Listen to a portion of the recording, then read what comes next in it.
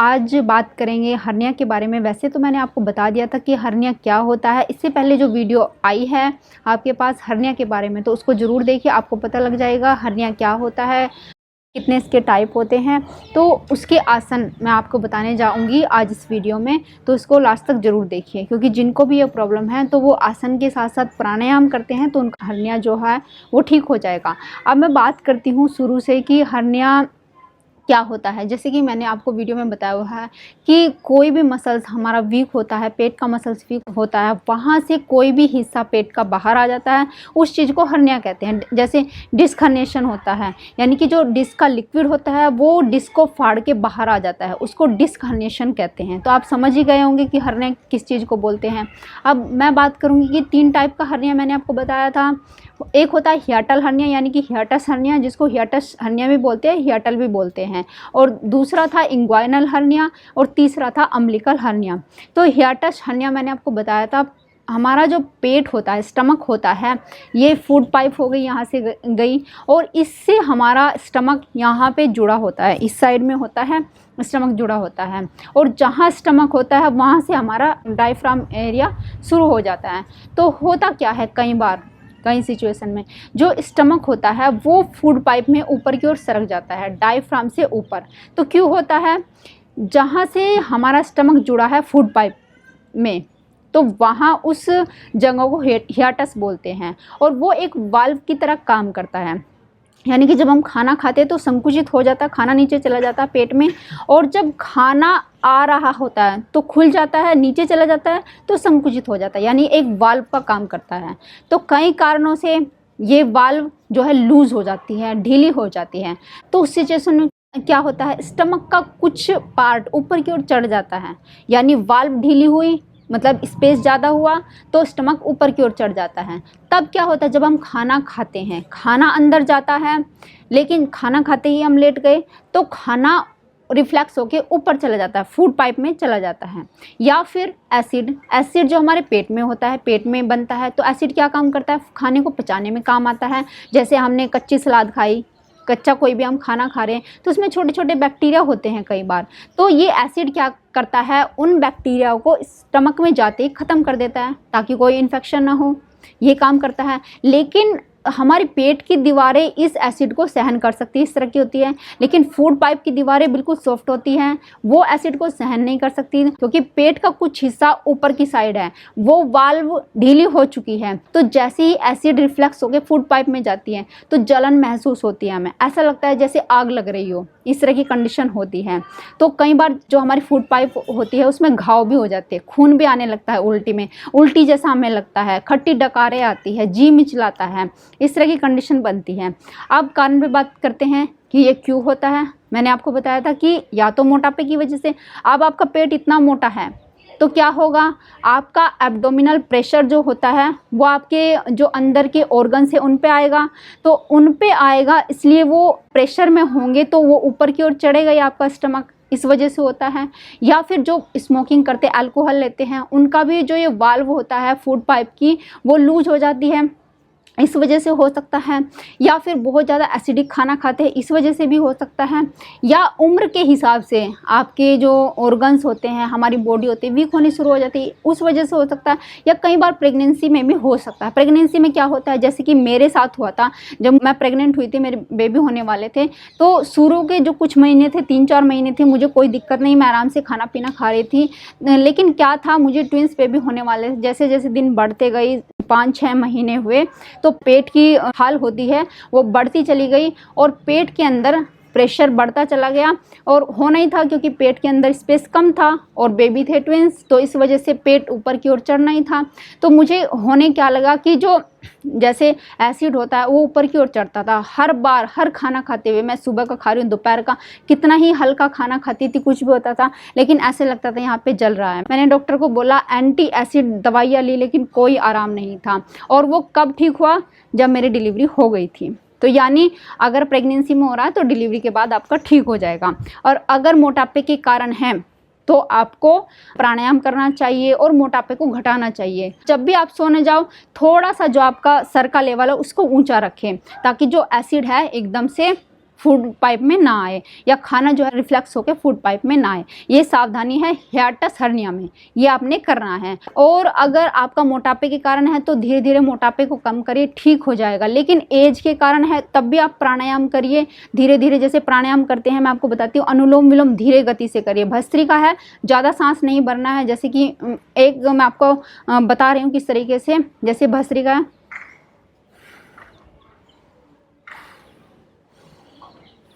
पूरा सांस नहीं भरना है, यानी कि सांस का प्रेशर आपके जो अंदर के ऑर्गन्स है उन पर ना आए, इस तरीके से आपको करना है। धीरे धीरे कपालभाति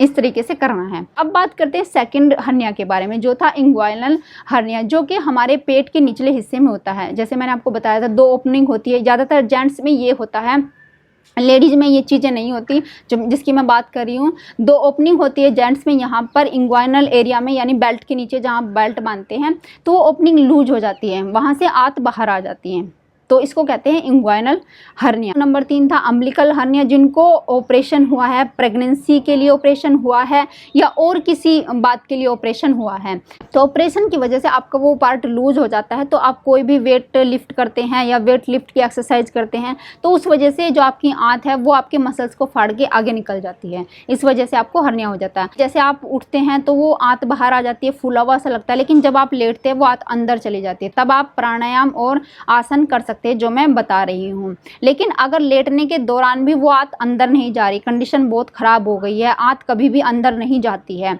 तो आपको सर्जरी करवानी पड़ेगी। लेकिन अभी अभी यानी थोड़े टाइम का है और आंत लेटने के दौरान अंदर चली जाती, तो तब आपको प्राणायाम कैसे करने हैं। ऐसे आपको एक पेट पे पट्टी बांधनी है, ऐसे। तो जैसे कि भस्त्रिका करना है धीरे गति से, बिल्कुल सांस को पूरा अंदर नहीं भरा, बहुत ज़्यादा खींचतान के अंदर नहीं भरना है, बहुत धीरे गति से।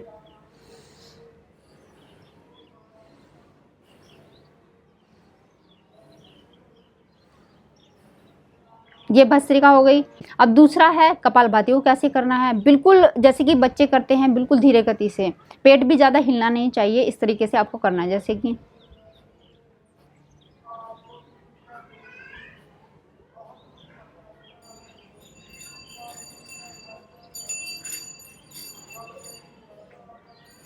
अनुलोम विलोम कैसे करना है,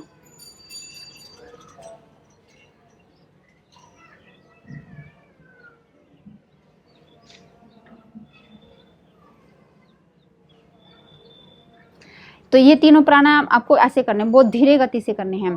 तो इससे क्या होगा, आपके जो मसल्स वीक हो गए हैं, यानी कि जो आपका ओपनिंग है वो लूज हो गई है, तो वो धीरे धीरे करके टाइट होनी शुरू हो जाएगी। प्राणायाम से होता है आपके मसल्स स्ट्रॉन्ग होने शुरू हो जाएंगे, आते जो बाहर निकल गई है तो वो भी स्ट्रॉन्ग होगी और धीरे धीरे अपने जो उसकी पहली पोजिशन थी उसमें आनी वापस शुरू हो जाएगी। आइए मैं आपको आसन बता देती हूँ। सबसे पहले तो आप बैठ के इस तरीके से आप बैठ जाएंगे, टांगों को फैला के, और हाथों को ऐसे रख लेंगे। धीरे धीरे एक टांग को ऊपर उठाएंगे, 10 सेकंड के लिए होल्ड करेंगे या 10 काउंट कर लेंगे, फिर नीचे ले जाएंगे, फिर दूसरी टांग को उठाएंगे, 10 काउंट करेंगे, नीचे ले जाएंगे। ऐसे ही आपको करते जाना है, 10 काउंट करेंगे फिर नीचे ले जाएंगे, ऐसे ही दूसरी टांग को करना है। और ये आप शुरू में कम कर सकते हैं, 3-4 बार कर लीजिए, जैसे 2 बार इसको कर लिया, 2 बार इसको कर लिया, लेकिन बाद में धीरे धीरे आप बढ़ाते जाएंगे अपने हिसाब से। अगर आपको कंफर्टेबल फील होता है तब आप बढ़ाते जाएंगे। फिर दूसरा है आपको लेट जाएंगे, ऐसे धीरे से लेट जाएंगे और एक एक टांग को धीरे धीरे ऊपर उठाएंगे, ऐसे ही 10 काउंट करेंगे, नीचे ले आएंगे, फिर ऐसे दूसरी टांग को 10 काउंट करेंगे, नीचे ले आएंगे। ये भी आपको ऐसे ही करना है। शुरू में आपको कम करना है, जैसे 2-2 रेपिटेशन कर लिए, बाद में आप 5-5 रेपिटेशन कर सकते हैं, इस तरीके से आप बढ़ाते जाएंगे। फिर तीसरा है पवन मुक्त आसन। पवन मुक्त आसन धीरे धीरे से एक टांग को ऐसे करके चेस्ट के पास लाएंगे, पकड़ के रखेंगे, 10 काउंट करेंगे और वापस। अब दूसरी टांग को लाएंगे, धीरे धीरे धीरे, ज़्यादा प्रेशर नहीं डालना है पेट के ऊपर, 10 काउंट करेंगे, 1 2 3 4 5 6 7 8 9 10, वापस। इस तरह ही आपको 2-2 रेपिटेशंस करने हैं। और फिर क्या करना है, दोनों टांग को धीरे धीरे ऐसे करते करते धीरे धीरे, एकदम से उठा के नहीं लाना, ऐसे ऐसे करते करते ऐसे लाएंगे। 1 2 3 4 5 6 7 8 9 10, धीरे से फिर ऐसे ही वापस। शुरू में आप 2-2 रेपिटेशन करेंगे, 2 बार करेंगे और फिर बढ़ाते बढ़ाते 4-5 बार ऐसे कर सकते हैं। फिर आप करेंगे गोमुख आसन। उसमें क्या करना है, आपने एक टांग को ऐसे ले जाना है, एक जो पैर है उसको आपको बैठ जाना है उसके ऊपर, एक पैर के ऊपर, दूसरे पैर को ऐसे लाना है। इसको बोलेंगे हम गोमुख आसन। इस तरीके से आप बैठ जाएंगे, हाथों को ऐसे लाएंगे, धीरे धीरे एक हाथ को ऊपर ले जाएंगे, दूसरे हाथ को ऐसे लाएंगे और धीरे धीरे इस हाथ को ऐसे करते हुए मोड़ते हुए पीछे ले जाएंगे, कमर के पीछे, और इसको ऐसे बेंड करते हुए दोनों हाथों को आपस में पीछे जाके जोड़ लेंगे।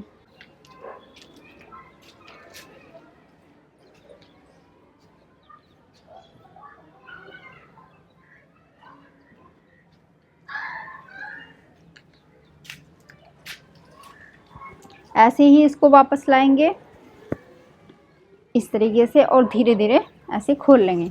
ऐसे ही अब इस टांग के लिए करना है, इस टांग को ऊपर लाना है ऐसे और दूसरे को नीचे कर लाना है।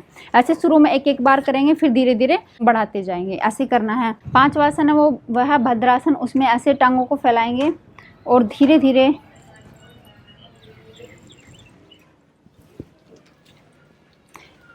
पैरों को हमें जोड़ना है। भद्रासन में पैरों को जोड़ के रखेंगे और हाथों को ऐसे लगाएंगे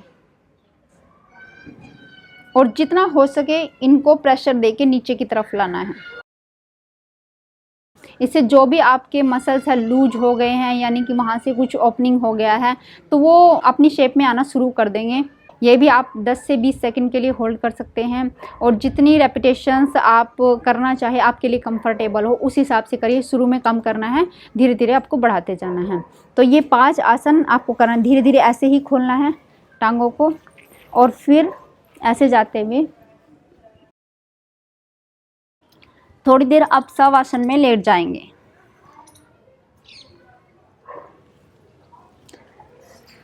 और 5 मिनट के लिए शवासन में रिलैक्स करेंगे। तो ये फ्रेंड्स आपने करना है। तो जिन लोगों को आराम मिल रहा है, आराम हो रहा है, कोई दिक्कत नहीं हो रही है, तो वो आराम से प्राणायाम के साथ साथ इन आसनों को कर सकते हैं और उनको ज़रूर फ़ायदा होगा। लेकिन जिनकी प्रॉब्लम बढ़ गई है, जैसे कि मैंने शुरू में ही बता दिया है, क्रिटिकल हो गई है, लेटने के बाद भी उनकी जो आंत है अंदर नहीं जाती है, हमेशा के लिए बाहर आ गई है, तो उनको सर्जरी करवानी पड़ेगी। तो फ्रेंड्स वीडियो अगर आपको पसंद आई होगी तो उसको लाइक करिएगा, शेयर करिएगा और जिन्होंने अब तक सब्सक्राइब नहीं किया तो प्लीज़ सब्सक्राइब कर लीजिए और बेल आइकन को साथ में ज़रूर दबाइएगा। तो फ्रेंड्स फिर मिलती हूँ नेक्स्ट वीडियो में, तब तक के लिए good bye and take care.